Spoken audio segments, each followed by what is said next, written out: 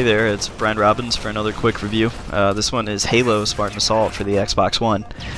It did come out to Microsoft tablets, and I'm pretty sure Android phones. I got to play it earlier this year on a tablet, and it just wasn't that great. And I kept thinking to myself it actually played better on a controller, much like Geometry Wars or something to that extent. I was wrong. The game is still not that great. As you can see here, it does have the classic Halo vibe. It kind of follows a plot line between Halo 3 and Halo 4, I think.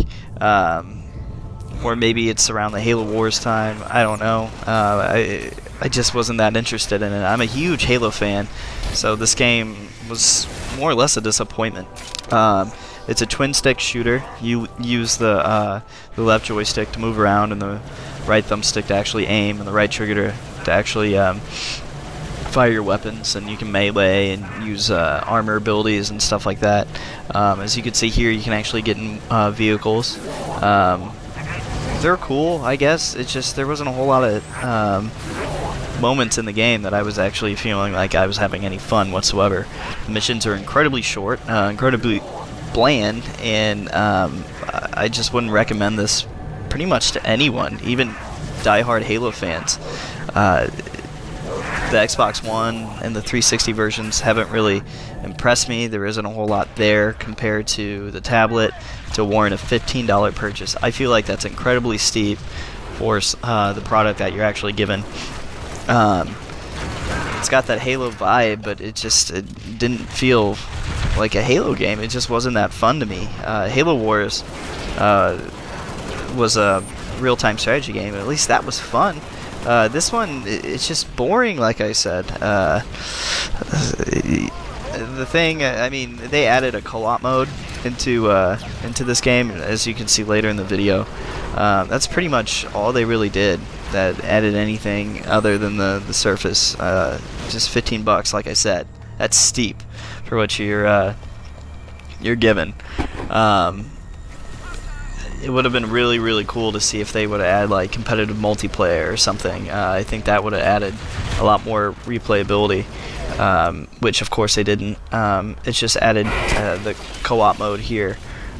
Basically, it's just you and a friend battling against Flood. And I'm pretty sure the Flood wasn't in the Surface Edition or the tablet version of the game, so they did add that, which is kind of cool. But other than that, the missions basically boil down to surviving. Excuse me. Which, you know, does that appeal to you? Probably not. It gets boring.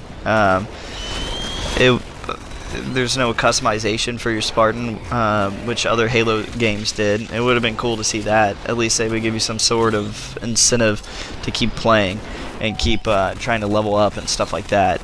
You can get money in this game, which is used to upgrade your Spartan in terms of weapons, but you don't get to keep those weapons. They drop out of your inventory once the level's done.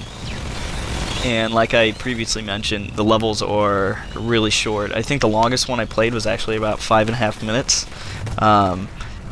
Typically they average in around, I don't know, 2 to 3 minutes. That's the average, which blows.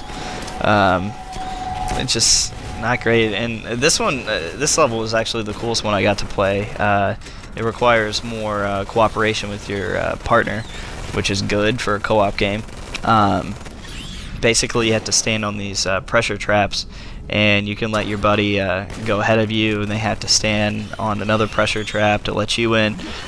Pretty basic stuff, and it's kind of sad, but that's probably the most fun thing in the game was this section. It's not a very challenging game, but at least with this, it added more difficulty just by swarming you with different opponents and stuff like that.